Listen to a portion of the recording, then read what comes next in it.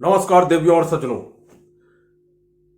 Friend, ये शब्द सुनते के साथ ही सभी के जहन में, सभी के दिलो दिमाग पर एक ऐसे शख्सियत का चेहरा सामने आता है जो कि सदी का महानायक है, और वो है अमिताभ बच्चन। तो दोस्तों, जिस तरह से सभी आदमी के जिंदगी में उतार चढ़ाव आता है, बहुत कठिन कठिन समस्याएं आती है, और जो आदमी के पास हिम्मत होता है वह उन समस्याओं से कहीं पार उतरकर फिर से जीवन की ऊंचाइयों को छूता है। ऐसे ही शख्सियत रहे हैं। उन्होंने अपनी उस संकट से उबरकर अपने जिंदगी को ऊंचाइयों पर ले गया। तो दोस्तों, आज मैं बात करूंगा सुपरस्टार, सदी के महानायक अमिताभ बच्चन के जिंदगी में आई बहुत बड़ी त्रासदी, और फिर कैसे उन्होंने उस त्रासदी से उबरकर फिर से नया मुकाम बनाया, फिर से सदी के महानायक बने, नाम, पैसा, यश फिर से कमाए। तो नमस्कार दोस्तों, मेरा नाम वीरेंद्र कुमार है और आप सबको हमारे चैनल टेक्निकल मैक्स में बहुत बहुत स्वागत है। दोस्तों, इस तथ्य को शुरू करने से पहले मैं आपसे एक गुजारिश करता हूं, आपसे एक दरख्वास्त करता हूं कि अगर अभी तक आपने मेरे चैनल को सब्सक्राइब नहीं किया है तो प्लीज़ चैनल को सब्सक्राइब कर लें तथा बेल आइकन को दबा दें, जिससे हम लोग का हौसला बना रहे और आप लोग को भी इस तरह के वीडियो का नोटिफिकेशन सबसे पहले मिले। तो चलिए शुरू करते हैं। तो फ्रेंड, मैं बात कर रहा हूं उस समय के जब अमिताभ बच्चन भयंकर आर्थिक संकट से गुजर रहे थे। और वो आर्थिक संकट क्यों आई थी? वो आर्थिक संकट आई थी दो कारण से। पहला, 90 के दशक में उनके फिल्में चल नहीं रही थी, लेकिन फिल्में नहीं चलने से उतनी बड़ी आर्थिक संकट नहीं आती है। उनकी आर्थिक संकट आने का मुख्य कारण रहा कि उन्होंने उसी दरमियान बंगलोर में मिस वर्ल्ड का आयोजन करवाया, जिसमें उनको बहुत ज्यादा नुकसान हुआ। और दूसरी, उन्होंने एक ABCL, Amitabh Bachchan corporation limited company की शुरुआत की, और वो कंपनी फिल्में बनाती थी। उनकी कंपनी की एक फिल्म मैं देखा भी हूँ, वो फिल्म था काला पानी। फिल्म तो अच्छी थी लेकिन चली नहीं। तो फिल्म उनकी कंपनी का अधिकतर फ्लॉप रहा और वो बहुत ज्यादा कर्ज में डूब गए। पहले तो बंगलोर में मिस वर्ल्ड का जो उन्होंने आयोजन करवाया उसमें भी बहुत बड़े कर्जदार हो गए। अब इतने बड़े कर्जदार हो गए कि लेनदार आम आदमी के जैसा उनके दरवाजे पर इतने बड़े कर्जदार हो गए, इतना ज्यादा उनका आर्थिक नुकसान हुआ कि पैसे पैसे के लिए मोहताज हो गए। अब वो उनका तो पूरा मकान, घर भी गिरवी होने वाला था। पूरा मकान, घर भी उनका समझिए कि लेनदारों को भेंट चढ़ने वाला था। तो इस भारी संकट के दौर में एक संकट और था कि 90 के दशक में दूसरे स्टार, दूसरे दूसरे दूसरे लोग जैसे अनिल कपूर, सन्नी देओल, जैकी श्रॉफ, इन लोगों की फिल्में चल रही थी। अमिताभ बच्चन की फिल्म चल नहीं रही थी।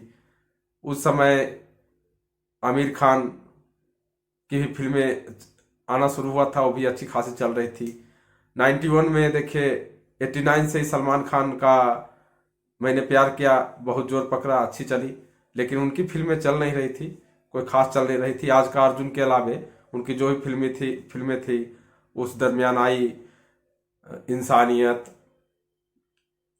वो दरमियान बहुत सारी फिल्में आई। खुदा गवाह कुछ अच्छा काम बिजनेस किया था। फिर उनकी फिल्में आई इंद्रजीत, अकेला अच्छा फिल्म था, फिर भी नहीं चला, तो बहुत कमाई कर पाया।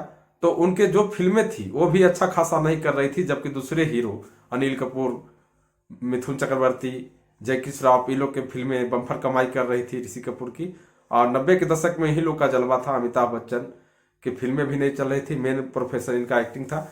तो उन्होंने फिल्म बनाने का जो धंधा शुरू किया, रोजगार शुरू किया, फिल्म बनाने का जो कंपनी बनाया, वो बहुत नुकसान में चला गया, जिससे वे पैसे पैसे के लिए मोहताज हो गए। और उनका बंगला भी नीलामी के कगार पर था। तो बहुत ज्यादा आर्थिक स्थिति खराब होने लगी। जादूगर, तूफान, अजूबा अजूबा बहुत ज्यादा बजट से शशि कपूर के द्वारा निर्मित फिल्म थी, वो भी खास कमाई नहीं कर सकी। जादूगर, तूफान, सब कोई भी फिल्म चल नहीं रहा था। तो ऐसे स्थिति में अमिताभ बच्चन को अच्छे निर्माता, अच्छे निर्देशक, अच्छे निर्माता काम देने से भी हिचकने लगे। आप वे पैसे पैसे के लिए मोहताज हो गए। तो उन्होंने झुकना कबूल समझा। उन्होंने सोचा कि मैं खुद जाकर अच्छे निर्माता, अच्छे निर्देशक के पास जाऊं, उनके घर में और उससे काम मांगूं।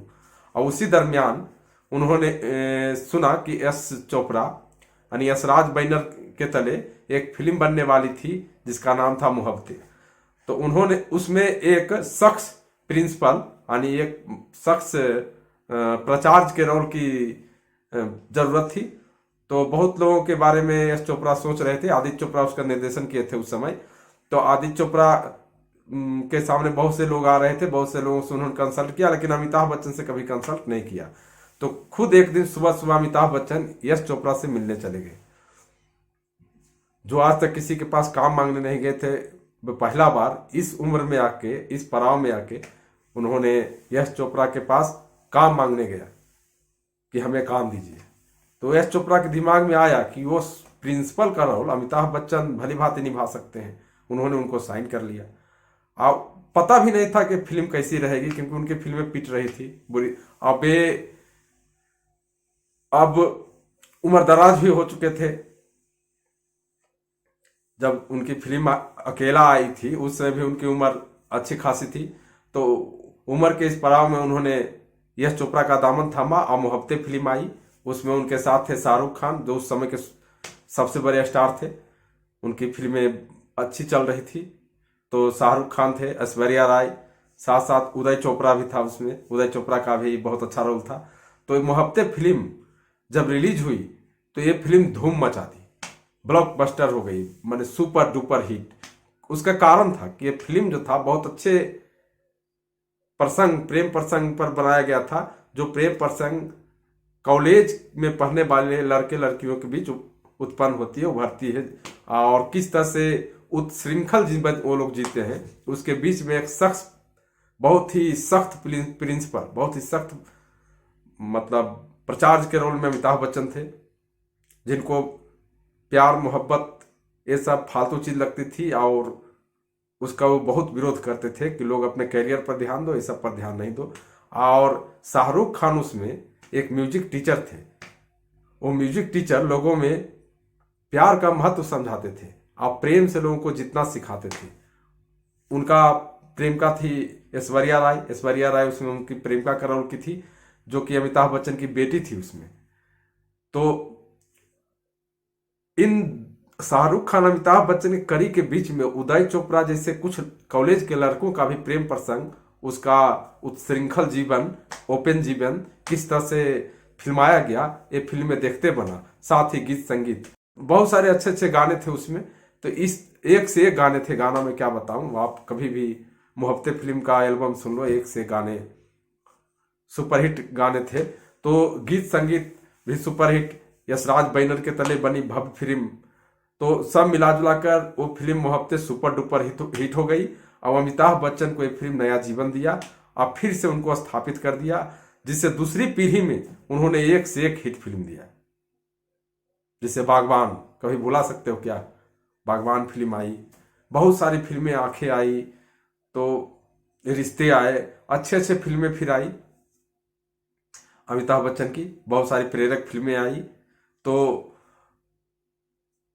उनके दूसरे पीढ़ी में जो फिल्में आई, मतलब जिसमें उम्र दराज आदमी का रोल करते दिखे, तो वो फिल्में के बारे में मैं अभी बता नहीं रहा हूं, लेकिन मैं सिर्फ इतना बताना चाहता हूं कि मुहब्बतें फिल्म उनके जीवन का जीवन को टर्न कर दिया, मैं नया जीवन दिया और फिर से अमिताभ बच्चन महानायक बन गए। तो दोस्तों, अमिताभ बच्चन की ज़िंदगी से कुछ सीख मिलता है तो हमें कमेंट कर बताएं। नमस्कार, थैंक यू।